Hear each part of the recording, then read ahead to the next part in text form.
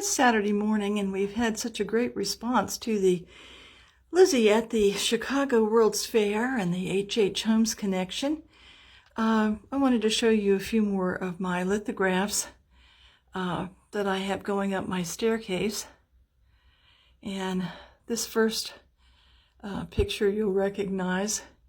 It's just a antique frame, and this is the portrait from the Dressing Lizzie paper dolls, and you can go online and find these little floral borders and do up a nice, looks like hand-tinted antique portrait of Lizzie. So there's that.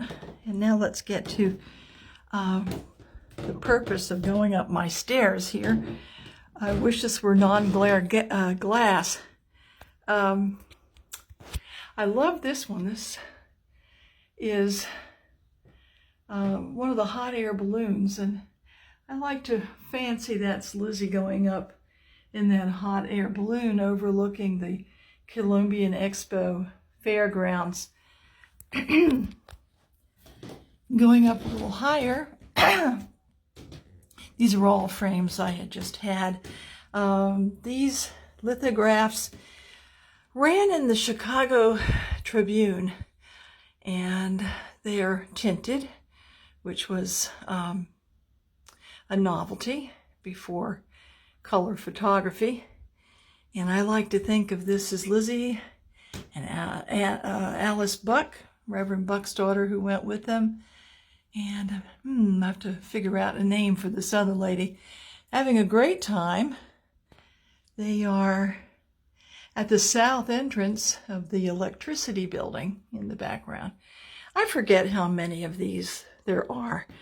They used to be really cheap. I could pick them up for about $12 or $15, and they have over time gone much higher in price. This is a great one too, of the interior of the Great Dome in a horticulture hall. And once again, you can just picture maybe that's Lizzie and Alice being bothered by an unwanted gentleman here. Who knows? You could make up your own story here, but just seeing things that you know Lizzie would have seen at the fair, kind of fun. And finally, the one at the top is the Northwest Pavilion of the Machinery Building. And there are the ladies in there, probably October. They've got capes and coats on. So maybe this was done when Lizzie was there in October, or about that time. The fair would have closed shortly after. So this is a fun way to bring a little more of the Borden story into your home.